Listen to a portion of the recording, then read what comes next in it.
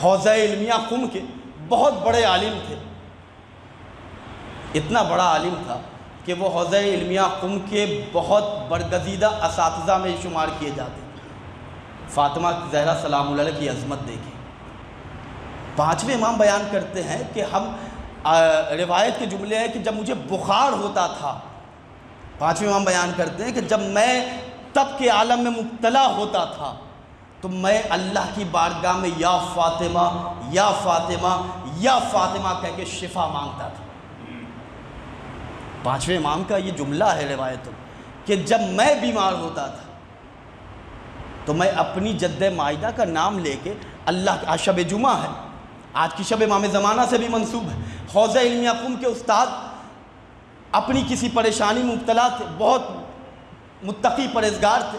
ان کی حالت یہ تھی کہ قم میں رہ کے بھی جب ان کو اپنی پریشانی کا حل نظر نہیں آ رہا تھا تو انہوں نے بڑا اچھا ایک اپنی اس سیرت سے ہمیں ایک نسخہ بتایا ہے۔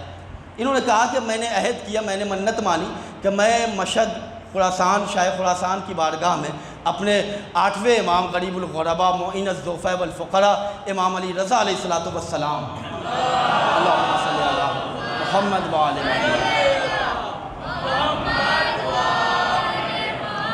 کی بارگاہ میں جاؤں گا اور وہاں جا کر میں مولا کائنات کے اس بیٹے سے اپنی حاجت طلب کروں گا۔ یہ کہتے کہ میں قم سے نکلا، فاطمہ معصومہ قم سلام اللہ علیہ کی بارگاہ سے، وہاں بھی عظمتیں ہیں لیکن وہ وہاں سے نکلے 8ویں امام کی بارگاہ میں، چونکہ وہاں مسلسل رہتے تھے۔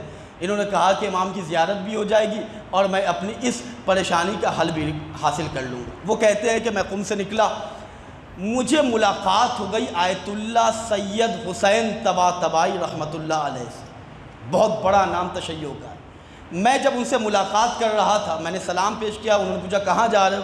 میں نے کہا مشہد جا رہا ہوں، اور میں نے اپنے اس مربی سے، اپنے اس استاذ کی خدمت میں کہا کہ آغا میں امام علی رضا کی بارگاہ میں جا رہا ہوں، مجھے ایک توسل کا طریقہ بتائیں کہ جس سے بہت جلد شاہ خراسان میری دعا کو اللہ کی بارگاہ میں پیش کر دے۔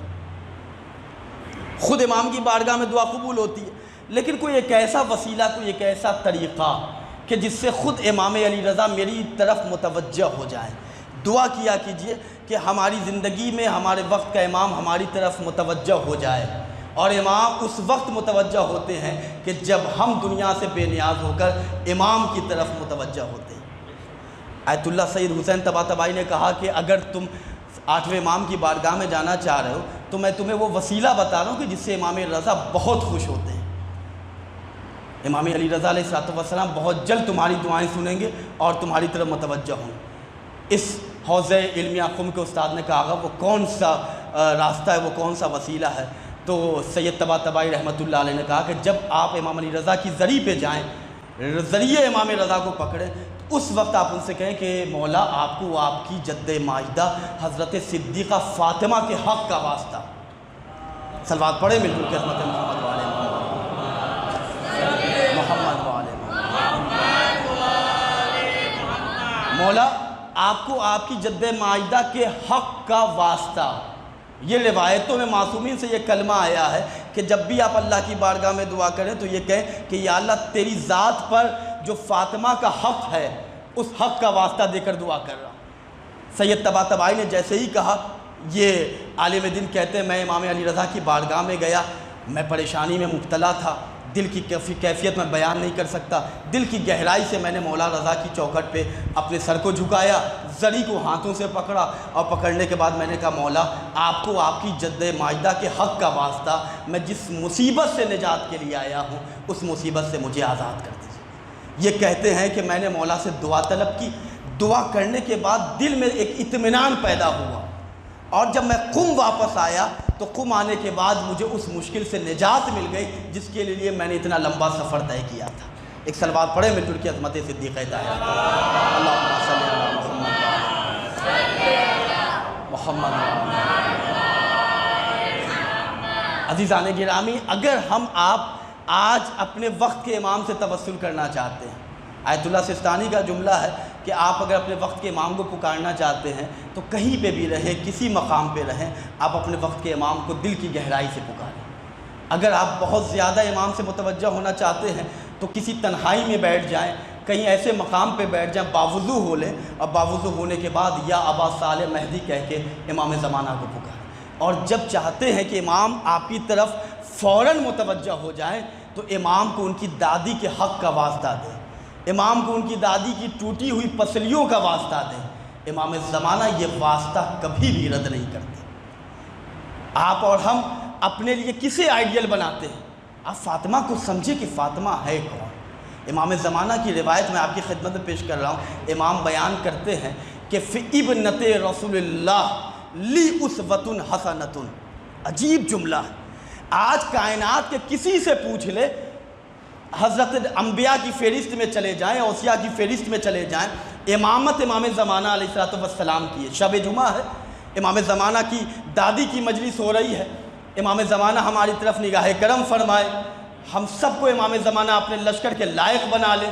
عزیزان گرامی، امام زمانہ نے کہا فِابْنَتِ رسول اللہ لی اسوۃ حسنۃ۔ شب جمعہ ہے عزیزان گرامی، ہم آئی پی ایل، میچ، کرکٹ، دنیا، الیکشن سلیکشن سب یاد رکھتے ہیں، شب جمعہ کے نامہ اعمال ہمیں یاد نہیں ہوتے۔ 5 نامہ اعمال جو شب جمعہ کے ہیں اسے یاد رکھیں۔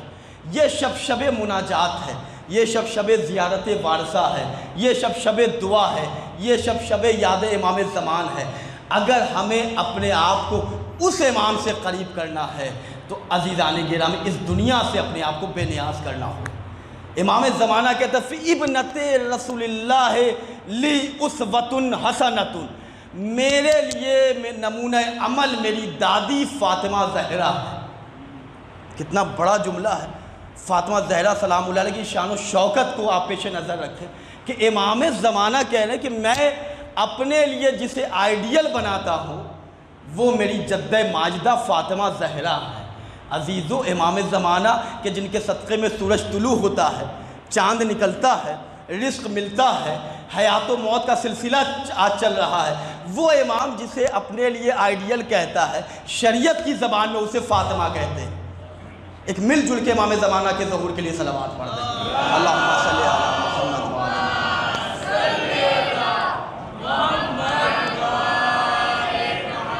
توجہ فرمائے عزیزان گرامی، ابنت رسول اللہ، رسول اللہ کی بیٹی فاطمہ میرے لیے نمونہ عمل ہے۔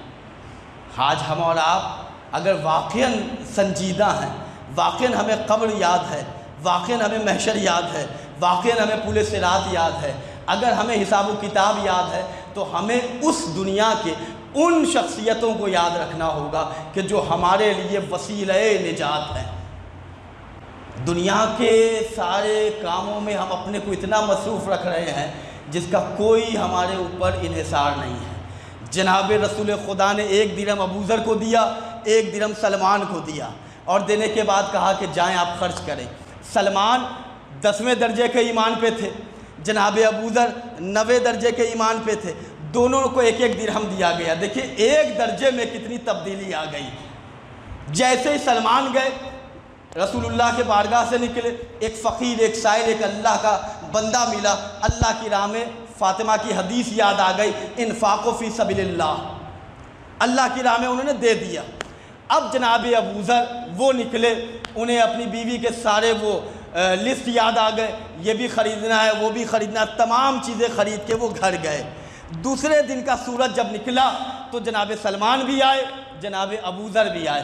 رسول اللہ نے ایک پتھر رکھوایا وہاں پہ، اس پتھر کو آگ میں روشن کیا۔ جب پتھر آگ میں تپنے لگا تو سلمان کو کہا، سلمان کل جو میں نے 1 درہم دیا تھا اس کا حساب اس پتھر پہ کھڑے ہو کے دو۔ توجہ فرمائیے گا، سلمان 1 درہم جو کل میں نے تمہیں دیا تھا اس کا حساب اس پتھر پہ جا کے کھڑے ہو کے دو۔ جناب سلمان بڑی تیزی سے گئے اور کہا کہ اللہ کی راہ میں خرچ کیا، اتر گئے۔ توجہ فرمائیے گا، ابوذر کی جبین پہ پسینے ہی پسینے آ رہے ہیں، اس لیے کہ انہوں نے اتنے سامان خریدے تھے کہ حساب دیتے دیتے تو پاؤں کا حال خراب ہوگا۔ رسول اسلام نے کہا، ابوذر پریشان نہ ہو، میں اس مثال کے ذریعے تمہیں آخرت کے لیے تیار کر رہا ہوں۔ جب تھوڑی دیر کے لیے 1 درہم کا حساب اس پتھر پہ کھڑے ہو کے نہیں دے سکتے تو یہ جو دنیا کمانے پہ تلے ہوئے ہو، محشر کے ہنگام میں عالم یہ ہوگا کہ انسان اپنے پسینے کے سمندر میں ڈوب جائے گا۔ توجہ فرمائیے عزیزان گرامی، فاطمہ نے کیا کہا؟ میں نے تمہاری اس دنیا سے فقط 3 چیزیں ہی لی ہیں۔ اب اگر واقعی ہم اچھا دیکھیں، اس دنیا میں رہنا ہے تو ایسا نہیں ہے کہ ہم فقیر بن کے رہیں۔ زہد کا مطلب یہ ہے کہ اگر آپ کروڑپتی ہیں تو آپ کا اسٹیٹس اسی حوالے سے ہونا چاہیے۔ ایسا نہیں ہے کہ آپ بالکل پھٹا ہوا لباس۔ زہد کا مطلب یہ ہے کہ اگر آپ نے بہت مہنگی گاڑی خرید لی تو اسی کو زندگی کا مقصد نہ سمجھیے۔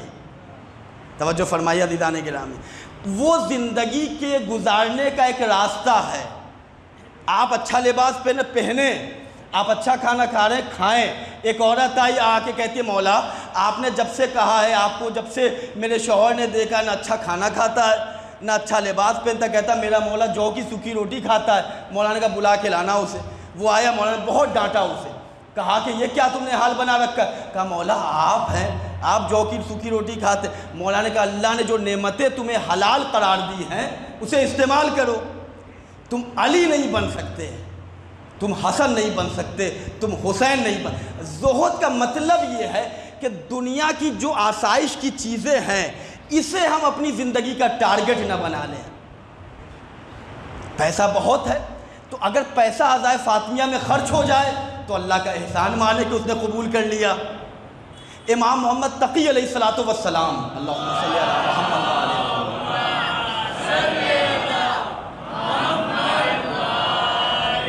توجہ فرمائیے عزیزان گرامی، امام کی ایک حدیث ہے۔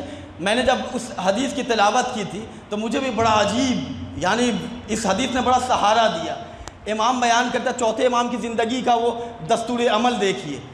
امام محمد تقی علیہ السلام نے کہا کہ جب تم کسی چیز کو اللہ کے بندے کو دو، مثلا میں آپ کی خدمت میں عرض کرنا چاہتا ہوں، آپ کے سامنے کوئی علی کا چاہنے والا پریشان ہے، آپ کے سامنے فاطمہ زہرا کا کوئی غمخوار مصیبت میں مبتلا ہے، تو قیامت کے دن فقط فاطمہ شفاعت نہیں کریں گی۔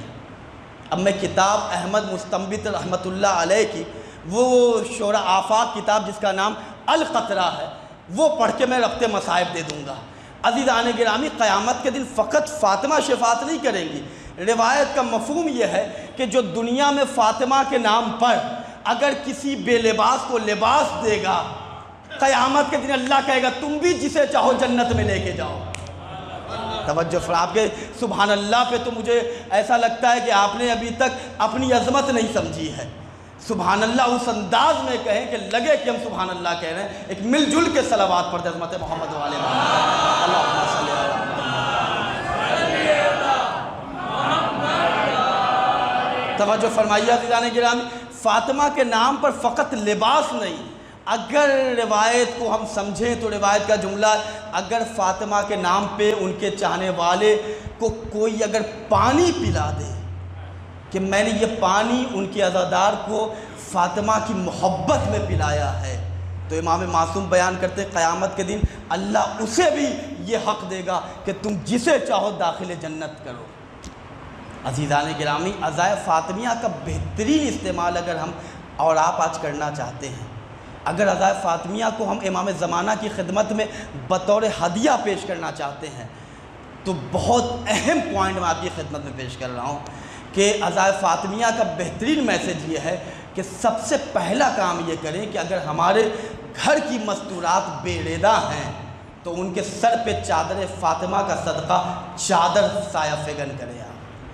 اگر عزائے فاطمیہ کو آپ صحیح معنوں میں سمجھنا چاہتے ہیں تو اگر آپ کے پڑوس میں کوئی یتیم ہے تو اس کو بغیر یتیمی کا احساس کرائے، اس کی تعلیم کو، اس کی تربیت کا ایک ایسا ماحول بنا دے کہ اسے احساس بھی نہ ہو کہ اس کے سر پہ اس کے باپ کا سایہ نہیں ہے۔ اگر آپ عزائے فاطمیہ کو فاطمہ کی خدمت میں صحیح انداز میں پیش کرنا چاہتے ہیں تو کسی ایسی بیوہ کو کہ جو فاطمہ کی کنیز اور چاہنے والی ہے، بغیر کوئی حق جتائے، بغیر معاشرے میں ذلیل کیے ہوئے اس کی زندگی کی مشکلوں کو آسان کر دیں۔ یہ ہے عزائے فاطمیہ کا مقصد، یہ ہے عزائے فاطمیہ کا مفہوم کہ ہم فاطمہ زہرا کی خدمت میں عرض کریں بی بی ہم جیسے گنہگار آپ کی کیا خدمت کریں، آپ تو کائنات سے جاتے جاتے ہماری شفاعت کے سامان کو رکھ کر گئی ہیں۔